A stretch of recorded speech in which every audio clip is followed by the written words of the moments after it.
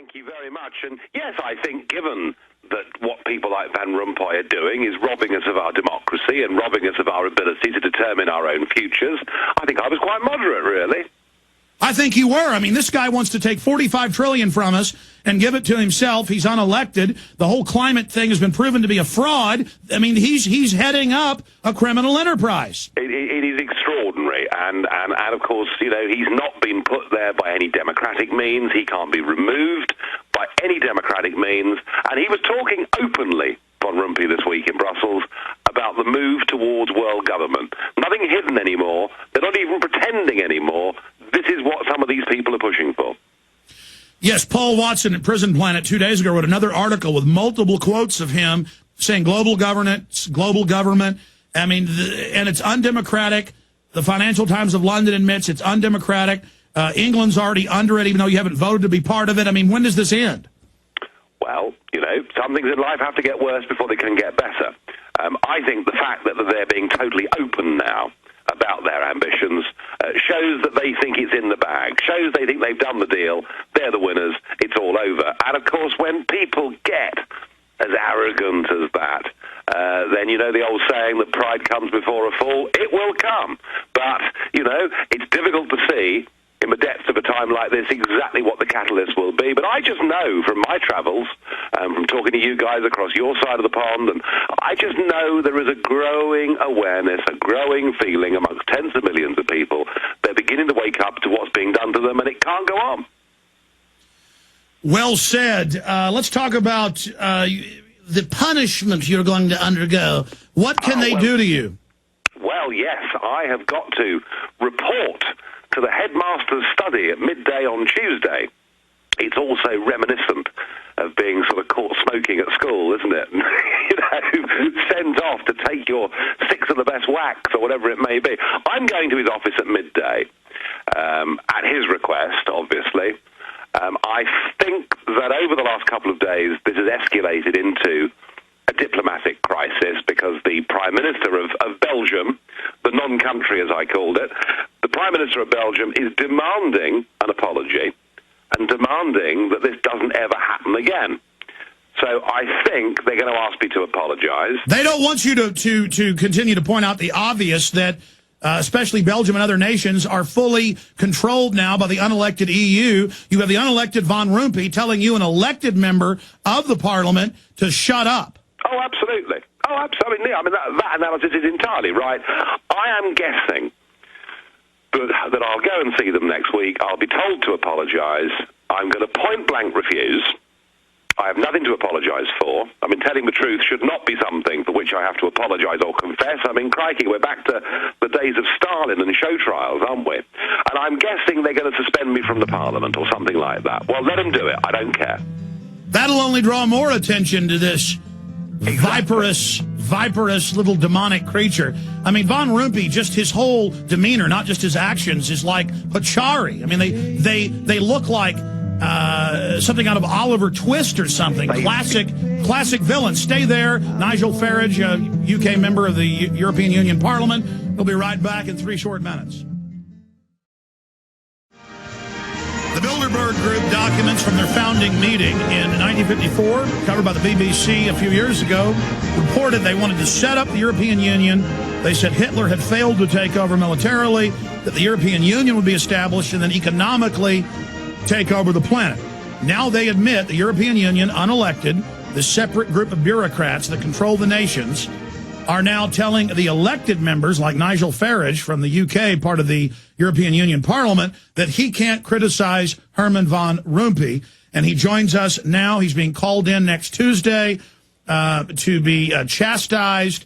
Recap that, Mr. Farage, and you're saying you're not going to apologize to Van Rompuy or to anyone else, and you expect to be suspended. And how does that work? How long will you be out of the Parliament? Difficult to tell. The Parliament hasn't really, the European Parliament hasn't ever really had to deal with anyone like me. You've had the odd person that's made a protest because they wanted to get a particular story aired at a moment in time. But what they've never had in the European Parliament, they've not had a leader of a group in the Parliament who is utterly, implacably opposed in principle to robbing nation-states of their democracy. So in the past, miscreants have been fined 2 or 3 days' pay, and the odd person has been suspended for 2 or 3 days, but they've never really had anybody who persistently has done this. And as I say, I was called in back in December and told that my behaviour was unacceptable. I called Rompuy and the Foreign Minister, Baroness Ashton, I called them political pygmies, which I thought was, again, a fairly gentle description, really. But I was told that, oh, no, you must never talk like that again. So I just don't know what they're going to do, but I would suspect that they'll suspend me for a week or something like that. Expanding on this, for those that don't know, listening in the U.S. and around the world, when you talk about the bureaucrats being unelected, absorbing England, even though your nation's never been able to vote on this, Lord Monckton and many others yourself have talked about as much as 80% of your laws are not even British laws. They're just bureaucracy handed down. Obama's now saying he doesn't care if the U.S. Senate won't ratify and won't go along with the failed treaty and won't pass this bill. He's just going to order the bureaucracy to do it. So this is rule by unelected bureaucracies. But break down the EU model for those that don't understand. Yeah, the way the EU works is there is a thing called the European Commission, and there are 27 people. Each is appointed, not elected, but appointed by their own member state, and i.e. their own country, and each of them has a job title and a brief. So you have, someone in charge of health and someone in charge of EU expansion, etc., etc. They have beneath them 30,000 bureaucrats, and the European Commission has the sole right within the European Union to propose legislation and the sole right to repeal, amend, or change legislation. So what happens is the Commission comes up with a law. It gives it to the Parliament. The Parliament messes around with it. The Parliament can delay it a little bit, and then in the end it gets rubber-stamped further down the line by more civil servants. So everything, the way in which our laws are actually drawn up in the European Commission, the whole process is done entirely in secret. The relationship, of course, because with those commissioners and big business, is distinctly unhealthy. And it is a remarkable thing to think that it is the bureaucrats that make law and the parliamentarians that just fiddle around with the implication. And that, in essence, is the model of this system. We cannot vote for commissioners. We cannot remove commissioners. It is the absolute destruction of democracy and the victory of bureaucracy. So here's a cheap analogy. Tell me if you agree. They're hanging England and the rest of the former sovereign nations at a hangman's gallows, but you get to decide the color of the rope that is put around your neck. You get to decide what color a bullet is painted that's put in a handgun and fired into your head. Yeah, that's quite a good way of putting it, really. But yeah, the nation-states are disappearing.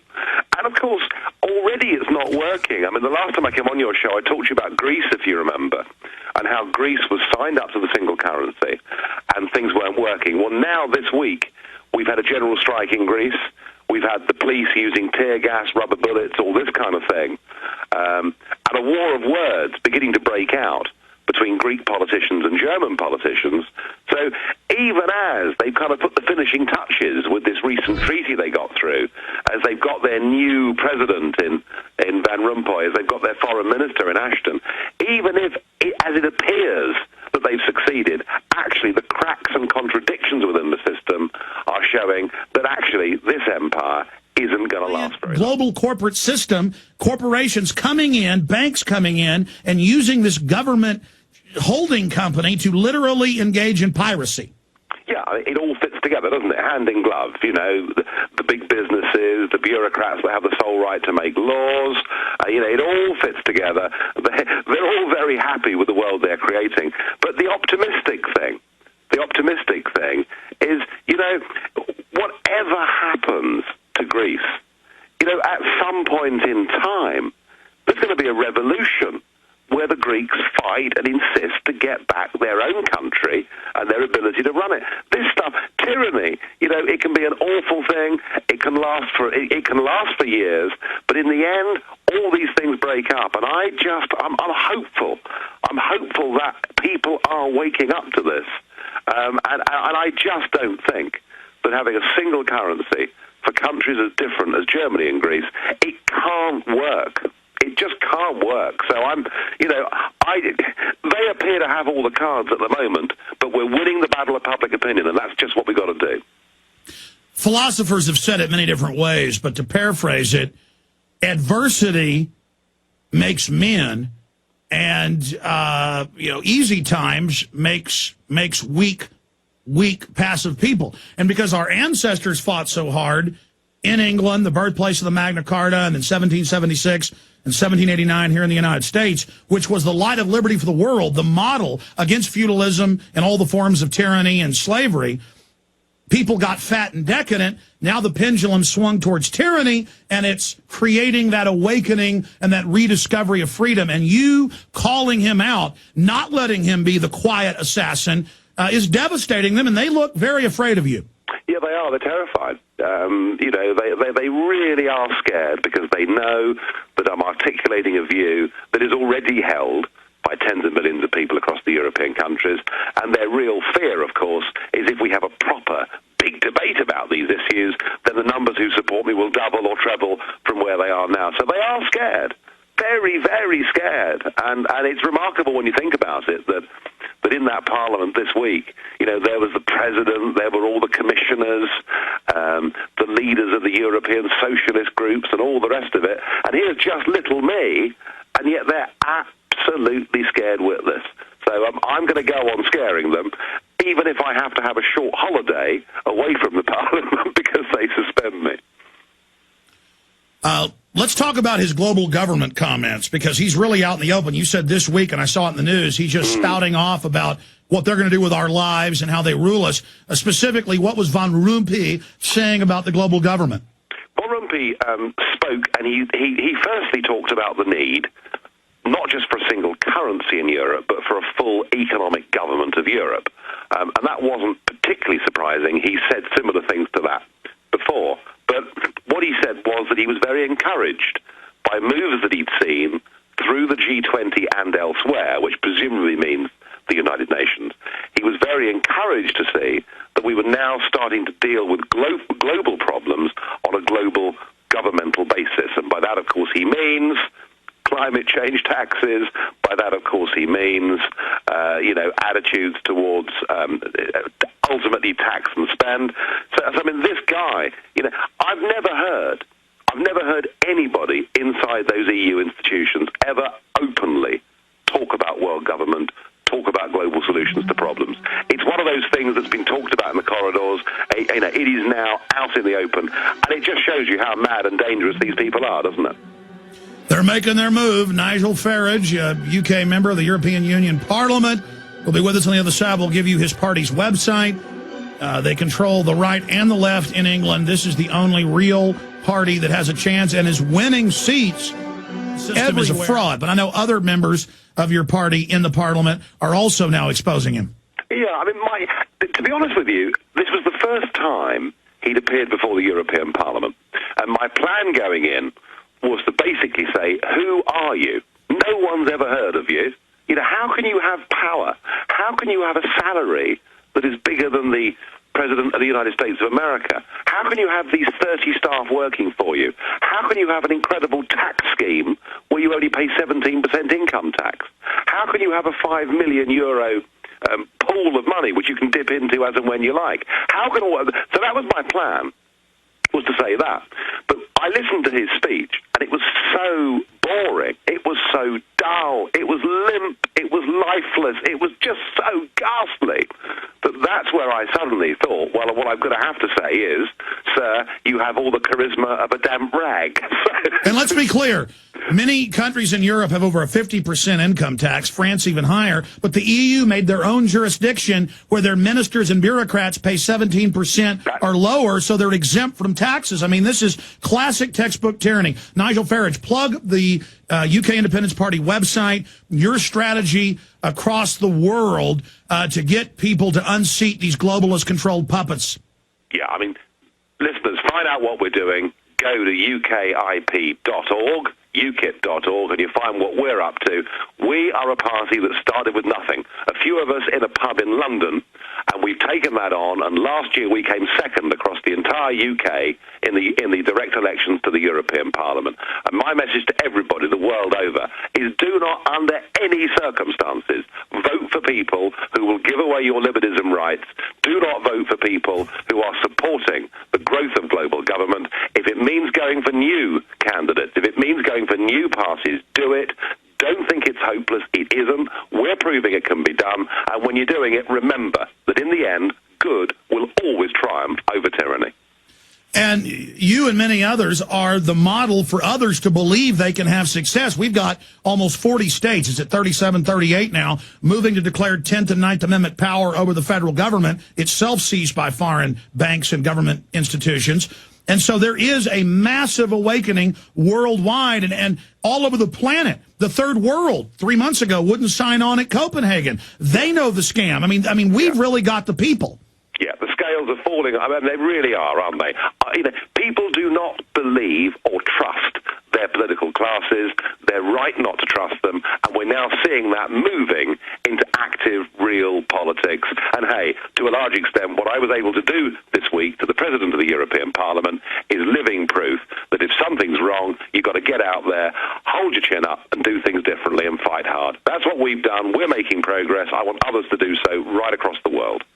And you hadn't been politically active. You just saw this and stood up yourself just a few years ago, and look at all the success you as the progenitor of this have. I was in business. I don't come from one of these ruling class families or anything like that. I was just an ordinary bloke who just felt that something was horribly wrong, and if there was I felt if there was nobody out there that was prepared to stand up and say the right things, I'd jolly well do it. And in doing so, I've met some good people on the way, people like Lord Monckton, people like Godfrey Bloom, who you've had on your show.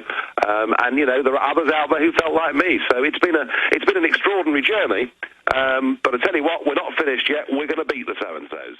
You didn't frankly have the balls to put country before party.